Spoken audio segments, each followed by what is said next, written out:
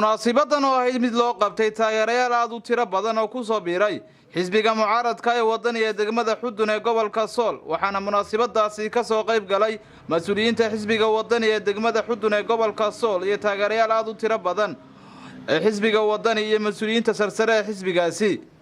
waxayna sheegeen dhammaan mas'uuliyiinta halkaasi ka hadlay in codkooda iyo xuduudooda la garab taagan yihiin xisbiga mucaaradka ee Wadani annaga oo xisbiga Wadani iyo kulmiye farqi waa noo dhaxeeya muuqda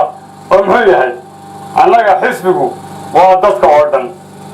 haddaad maqasho waa soo digirtay waa dad xarkataa taabada oo xaabanaya annaga dadka oo dhan waa Wadani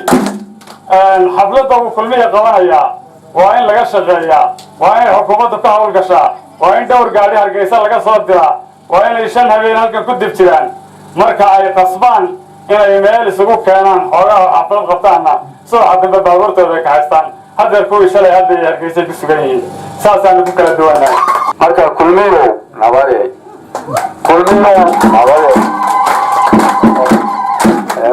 ilaahay laga boqo run hala sheego Wadani way degmada magacayna waan ku soo dhawaynaynaa degmada Udun way ku yeelan tahay waa laga jecel yahay waxaan faraaqaana ma naqayna hawlii faraha badnaa raadiga wali kursiga ku fadhiisan aad sida deganaan kale u filisay Wadani idina waa la ogaa dadku Wadani yahay degmada Wadani u leeyahay isbedel baa u leeyahay maalida xisbiga waa salaamaya Abid khalifaad baa u salaamaya xafladda wax badan buu fuuleeyay markasta waxa Abid khaliif xisbiga wuxuu ka yahay muxuu ahaa number urus la antina wax badan baa qabsoomeen aad baan wadaan reexu dumaa Abid khaliif dulkana baan u maadinayna annagu wadaan dhalinyarada degmada ka soo jeeda aan nahay iyo wadaan xumaasha nahay wadaan muxuu ahaa qoyaanada nahay waxaan markaanu muxuu ahaa tala isugu nimi markaanu waa tashanay wadaan dal joogay wadaan dib joognaba waxaanu go'aan ku gaarnay oo decision ku qaadanay inaanu codkayaga iyo xuduudayada aanu ku biirino xisbiga Wadani waxay Soomaaliland iyo dawladda inta technician oo shaqaalaha institutionada dawladda ka mid ka shaqeeya ay xisbiga walaalayaal mataan waxa leenahay dawladnimada ay ku tahay degmada Udun waa Wadani waa misantahay waa wareegan waxa cooda oo loogu hayo xisbiga la yiraahdo kulmiye shaqada bari ma jiraan reer Udun waa Wadani inuu Wadani yahayna kulmiye marka kulmiye marka inuu Wadani yahay maalintii dhaweeyay labada gudoomiyada marayeen bay arkeen oo marag bay ka yihiin labada qole yar ka u kala furraana aanay tagin gudoomiyihii Wadanina Udunna uu ku maray xafiiskiina uu shir ku qabtay inuu Udun Wadani yahay kulmiye marka waxaan intaa ku daraya xaflad la qabtay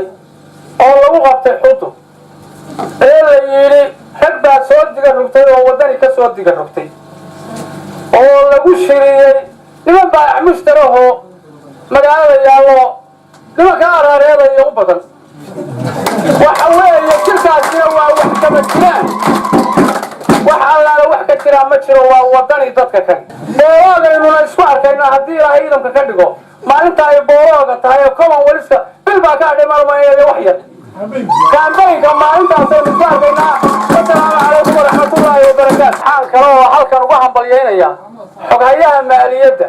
ee xisbiga Mr. Abdirasaaq halkan aad iyo aad baan uga hambalyeynaya Abdirasaaq khaliif dawdar aad iyo aad baan isagana halkan aan uga hambalyeynayna waxaan leeyahay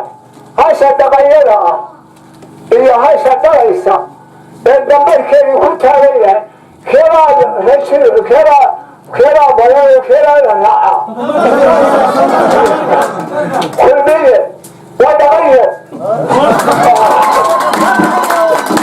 waxayna halkaasi ku soo bandhigeen taageerayaashan ciyaarta hidiya dhaqanka ee caanka ku tahay degmada Udun ee gobolka Sool Maxamuud Aadan Askar Maxamuud Kubiiray Somali News TV degmada Udun ee gobolka Sool